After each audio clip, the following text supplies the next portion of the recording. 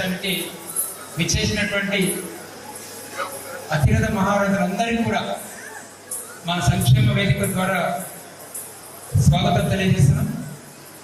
అలాగే మా బ్రాహ్మణ సంక్షేమ వేదిక 5 సంవత్సరాల క్రితం ఆవిర్భవించినప్పటి నుంచి ప్రతి నిత్యము కూడా ప్రతి 2 నెలలకు ఒకసారి అద్భుతమైన కార్యక్రమాలతో బ్రాహ్మణ సమాజానికి దగ్గరవుతూ ముందుకెళ్తున్నాం. మొట్టమొదటి మేము హైదరాబాద్లో, అలాగే మొత్తం తెలంగాణ రాష్ట్రంలో, ఆ తర్వాత ఆంధ్రప్రదేశ్ రాష్ట్రంలో, ప్రస్తుతం మహారాష్ట్ర, అలాగే ఉత్తరప్రదేశ్, రాజస్థాన్, అలాగే ఈ మధ్య కలకత్తా, వెస్ట్ బెంగాల్లో కూడా మా సంక్షేమ వేదిక కార్యక్రమాలని విస్తరించుకుంటూ వెళ్తున్నాం. మీరు ఇంతకుముందు మా వీడియోని చూశారు. మా వీడియోలో అన్నీ కూడా చేసినటువంటి కార్యక్రమాలన్నింటిలో కూడా ఈ వేదిక మీద ఉన్నటువంటి అతిరథ మహారథులందరూ కూడా వాటిలో ప్రత్యక్షంగా పాల్గొని కార్యక్రమాన్ని విజయవంతం చేశారు. ముఖ్యంగా మా తత్వం చారిటబుల్ ట్రస్ట్ అధినేత శ్రీ బ్రహ్మశ్రీ బంగారాయ శర్మ గారు మొట్టమొదటి ప్రథమ వార్షికోత్సవంలోనే మా సంక్షేమ వేదిక నిర్వహించినటువంటి కార్యక్రమాలను ప్రత్యక్షంగా చూశారు, ఆశీర్వదించారు. వారి ఆశీర్వాదం వరకు ఈరోజు 5వ వార్షికోత్సవాన్ని నిర్వహించుకుంటున్నాం. మొట్టమొదటి వార్షికోత్సవం నుంచి అలాగే ద్వితీయ వార్షికోత్సవం, తృతీయ వార్షికోత్సవంలో, అలాగే 4వ వార్షికోత్సవం వారి గోశాలను నిర్వహించడం జరిగింది. వారు ప్రత్యక్ష నిదర్శనం మా సంక్షేమ వేదిక కార్యక్రమాలని చూసినటువంటి వారు, పాల్గొని వాటిని విజయవంతం చేశారు. మా సంక్షేమ వేదిక ద్వారా బంగారాయ శర్మ గారికి మా కార్యవర్గ సభ్యులందరూ కూడా జీవితాంతం రుణపడి ఉంటారు. బ్రాహ్మణ సమాజానికి మేము అహర్నిశలు కృషి చేస్తూ ఉన్నటువంటి వాటికి మాకు ఆశీర్వచనం అవసరం. ఆ విధంగా బంగారాయ శర్మ గారు మాకు ఆశీర్వచనాన్ని అందిస్తున్నారు. రాబోయే రోజుల్లో కూడా ప్రతి సంవత్సరం కూడా మేము బంగారాయ శర్మ గారిని ముఖ్య అతిథిగా తప్పకుండా ఇన్వైట్ చేస్తాము మా కార్యక్రమాల్లో. వారికి కూడా మేము ఇక్కడ నిర్వహించినటువంటి కార్యక్రమము సకల నదీ జలాల 146 నదీ జలాల కార్యక్రమంలో వారికి వేరే రాష్ట్రంలో కార్యక్రమం ఉన్నా కూడా ఆ ఫ్లైట్ టికెట్ మార్చుకొని వారు మా కార్యక్రమంలో పాల్గొన్నారు. బ్రాహ్మణ సంక్షేమ వేదిక కార్యక్రమం అంటే కూడా బంగారాయ శర్మ గారు టాప్ ప్రియారిటీ ఇస్తున్నారు. వారికి మా హృదయపూర్వక ధన్యవాదాలు. అలాగే ఇక్కడ విచ్చేసినటువంటి అతిథులు చాలా మంది కూడా ఈ మధ్య డాక్టర్ సుహాసిని గారు మహిళా ప్రోగ్రామ్ ని వారి ఆశీస్సులతో జయప్రదం చేయడం జరిగింది. మహిళా ప్రోగ్రామ్ లో మాకు వారు వైజాగ్ నుంచి చీఫ్ గెస్ట్ గా విచ్చేసి కార్యక్రమాన్ని విజయవంతం చేశారు. ఆ రోజు నుంచి వారి ప్రత్యక్షంగా పాల్గొనడం వల్ల మేము నమ్మలేదు. ఆ తర్వాత రిజల్ట్ ఏంటంటే దాదాపు 2 తెలుగు రాష్ట్రాల్లో ఉన్నటువంటి మహిళలందరూ కూడా ఆ ప్రోగ్రామ్ ని చూసి బ్రాహ్మణ సంక్షేమ వేదికలో చేరాలని చాలా మంది మాకు ఇప్పటికి కూడా ఈ రోజు కూడా ఆ మహిళా ప్రోగ్రామ్ లో ఆ విధమైనటువంటి రెస్పాన్స్ ని మేము చూడడం జరిగింది. డాక్టర్ సుహాసిని గారికి మా సంక్షేమ వేదిక తరఫు నుంచి ధన్యవాదాలు తెలియజేసుకుంటాం. ఇకపోతే మా మంగపతిరావు గారు, వారు కూడా ప్రతి కార్యక్రమంలో స్వయంగా చూస్తున్నారు. వారి అంటే మేమేదో చెయ్యనివి చెప్పడము ఇవన్నీ ఎప్పుడు చేయలేదు. వీరందరూ కూడా ప్రత్యక్షంగా మాది చూసినటువంటి వారు. దాదాపుగా ఇక్కడ ఉన్నటువంటి 70% అతిథులందరూ కూడా చూసినటువంటి స్వరవీణప్పని గారు ఈ మధ్యలో మేము గోదావరి జిల్లాలో ముంగంటలో కలిసాము. వారు నిజంగా అసలు ఆ రోజు నేను అనుకున్నాను, వారి ప్రసంగము అసలు నేను చాలా పొరపాటు చేశాను. మహిళా ప్రోగ్రామ్ వారిని ఇన్వైట్ చేయాలని చెప్పి తల్లుల మీద, బ్రాహ్మణ తల్లుల మీద నిజంగా వారి ఉద్దేశాన్ని ఎంత అద్భుతంగా చెప్పారంటే నేను మరొక్కసారి వారిని వినవించుకుంటున్నాను. ఈరోజు సమయం ఉంటే కదా ఒక్కసారి మళ్ళీ మీరు ఆ ప్రసంగాన్ని మళ్ళీ మహిళల మీద ఒక్కసారి మీరు మరి మాట్లాడాల్సిందిగా నేను విజ్ఞప్తి చేస్తున్నాను. అలాగే డాక్టర్ సూలపాణి గారు, వారు మేము ఇక్కడ 146 నదీ జలాల విషయంలో వారి ప్రాంగణంలో ఉన్నటువంటి శివలింగాన్ని వారు చాలా చాలా ఫేమస్ డాక్టర్. యాక్చువల్గా వనస్థలిపురంలో చాలా లీడింగ్ ప్రాక్టీషనర్. అలాంటి ఆయన మీరు నమ్మరు, స్వయంగా ఆ శివలింగాన్ని అందరం పట్టుకొని తీసుకొని వస్తుంటే వారు కూడా చేయేశారు, వారు కూడా బలంగా మోసారు. ఆ శివలింగాన్ని చాలా బరువు ఉంటుంది, రోజు ప్రతిరోజు మన శివలింగంతో అభిషేకం చేస్తూ ఉంటారు సులభనిగా. అలాంటి కార్యక్రమాల్లో మేము అసలు చాలా యాక్టివ్గా మేము అందరినీ ఇన్వాల్వ్ చేస్తున్నామని చెప్పి మాకు అందరినీ ఇన్వాల్వ్ చేస్తాం. బ్రాహ్మణ సంక్షేమ వేదిక కార్యక్రమం అంటే దాదాపుగా అందరూ కూడా ముందుకొచ్చి వారి వారి సమయాన్ని కేటాయిస్తున్నారు. ఈరోజు ఉదాహరణగా డాక్టర్ సుహాసిని మేడం గారు వైజాగ్ నుంచి ఇదే ప్రోగ్రామ్ కోసం ఇక్కడికి విచ్చేస్తారు. ఇంకా చాలా మంది అతిథులని మేము వారి సమయాన్ని కేటాయించలేకపోయారు. వారందరికీ కూడా పేరు పేరున మా సంక్షేమ వేదిక నుంచి ధన్యవాదాలు తెలియజేసుకుంటాం.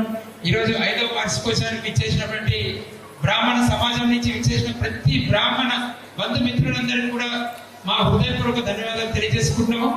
అలాగే ఈరోజు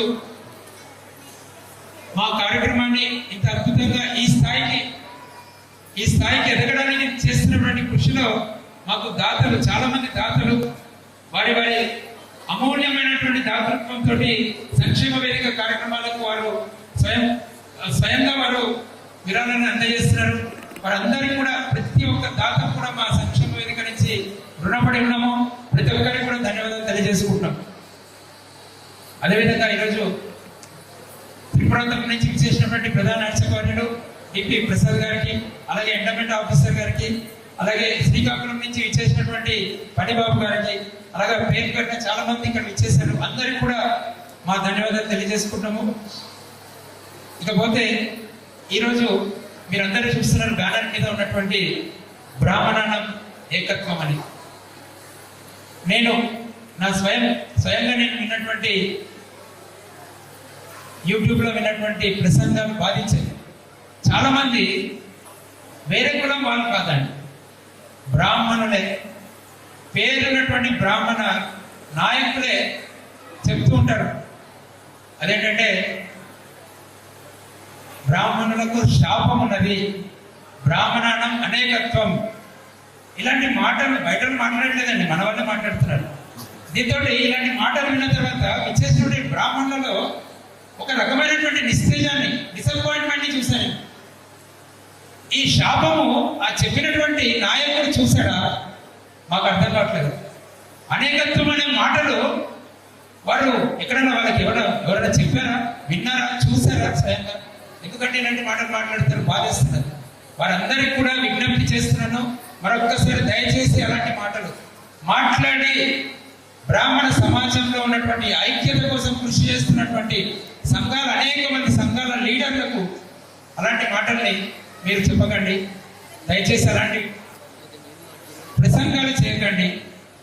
మనం ఇప్పటి నుంచి కూడా బ్రాహ్మణానం ఏకత్వం అని మేము అందుకే పెద్దగా పెట్టాం. 5వ వార్షికోత్సవం అనేది చిన్నగా పెట్టాం. యాక్చువల్గా 5వ వార్షికోత్సవం పెద్దగా పెట్టాలి, చాలా బిగ్ ఫాంట్ పెట్టాలి. ఇక్కడ అది చిన్నగా చేసి ఏకత్వం అనే దానికోసమే ఈరోజు ఇంతమంది అభ్యులని అనేక రంగాల్లో పేరు మోసినటువంటి అభ్యులందరినీ కూడా మా విజ్ఞప్తి మేరకు వారందరూ కూడా ఇక్కడికి ఇచ్చేశారు. ఎందుకంటే ఏకత్వాన్ని తీసుకొద్దాం దయచేసి. మనం చూడలేదు శాపం, నేనైతే చూడలేదు. శాపం అనే విషయాలు ఎవరు చెప్పారో నాకు తెలియదు, నేను చూడలేదు. అనేకత్వం అనే మాటలు నాకు తెలియదు. కాబట్టి ఇవన్నీ కూడా ఇలాంటి మాటలు తీసుకొచ్చి, ఇలాంటి బ్యానర్ మీద ఇలాంటివి తీసుకొచ్చి ఇంతమంది ప్రముఖులందరినీ కూడా, అనేక రంగాల్లో పేరు మోసినటువంటి, పేరు ప్రఖ్యాతులు ఉన్నటువంటి రంగాల్లో ప్రముఖులందరినీ కూడా ఈరోజు వేదిక మీద ఇంతమంది వేదిక మీద ఇంతమందిని తీసుకురావడం మొట్టమొదటిసారిగా బ్రాహ్మణ సంక్షేమ వేదిక 5వ వార్షికోత్సవంలో చేస్తున్నారు. కాబట్టి ఏకత్వం అనే విషయంలో మనం తప్పకుండా ముందుకెళ్దాం అన్నది నా విజ్ఞప్తి, మా సమాఖ్యలో ఉన్నటువంటి ప్రతి కార్యవర్గ సభ్యుడు కూడా విజ్ఞప్తి చేసుకుంటున్నాడు. దయచేసి ఏకత్వం అనే మాటనే మనము ముందు రాబోయే రోజుల్లో ఉపయోగించుకుందాం. బ్రాహ్మణుల ఐక్యత కోసం కృషి చేద్దాం అనేది మా ప్రగాఢ సంకల్పం, ఆ నినాదం మాది. అలాగే ఇప్పటివరకు మీరు మా వీడియోలో చూసారు. ఇప్పటివరకు 5 సంవత్సరాల నుంచి మేము నిర్వహించినటువంటి కార్యక్రమాలన్నీ కూడా రాబోయే రోజుల్లో ఇంతకుముందు చెప్పాను, ఈ 6వ వార్షికోత్సవం లోపల జాబ్ మేళా ఒకటి నిర్వహించాలని అనుకున్నాము. అతి త్వరలో మాకు అన్ని రంగాల్లో ఉన్నటువంటి జాబ్ మేళా నిర్వహించమని అనేక మంది మాకు ఇప్పటికే ప్రెజర్ చేస్తున్నారు. జాబ్ మేళా విద్యా, వైద్యం, ఉపాధి అనేది మీకు అందరికీ తెలుసు. మేము చాలా ఖచ్చితంగా ఫాలో అవుతున్నాము. విద్య విషయంలో చాలా ఎడ్యుకేషన్ ఇన్స్టిట్యూషన్స్ నుంచి రాయితీలతో ఒప్పందం తీసుకొచ్చి చాలా మంది విద్యార్థులకు మేము రాయితీల ఆర్థిక భారాన్ని తగ్గిస్తూ రాయితీల ఒప్పందాన్ని మనము అక్కడ ఇంప్లిమెంట్ చేసుకున్నాం. వైద్య మిషన్ మీరు చూసారు వీడియోలో, దాదాపుగా 500 సంస్థలతోటి రాయితీలతోటి మేము ఒప్పంద పత్రం తీసుకొని చాలా మంది బ్రాహ్మణ బంధుమిత్రులందరికీ కూడా హాస్పిటల్లో అడ్మిట్ అయిన వారికి అవుట్ పేషెంట్ గా ట్రీట్మెంట్ తీసుకున్న వాళ్ళకి కూడా మేము ఆర్థిక భారం లేకుండా మేము సేవలు అందజేస్తున్నాం. ఇకపోతే ఉద్యోగం దాంట్లో కూడా జాబ్ మేళాని మేము కండక్ట్ చేసి ఆ నిరుద్యోగ నిర్మూలనకు మా వంతు కృషి చేయడానికి మేము ఈ 6వ వార్షికోత్సవం వరకు మేము తప్పకుండా ప్రయత్నం చేస్తాము. అలాగే ఈరోజు అర్చకుల్లో కూడా చాలా మందికి వివాహం జరగట్లేదు. దానికి కూడా మా ప్రయత్నం కోసమే ఈరోజు మేము అనేక రాష్ట్రాలు తిరుగుతున్నాము. ఇతర రాష్ట్రాల్లో కూడా ఉన్నటువంటి అమ్మాయిలు, పెళ్లి కానీ అమ్మాయిలందరినీ కూడా ఏజ్ గా పెట్టుకున్నటువంటి అమ్మాయిలు ఉత్తరప్రదేశ్ లో ఉన్నారు, వెస్ట్ బెంగాల్ లో ఉన్నారు. వాటిని ఐడెంటిఫై చేసాం. ఇంతకుముందు కూడా మేము అదే చెప్పాము, కానీ ఎక్కడో స్టక్ అయిపోయి ఆగిపోతున్నాం అది.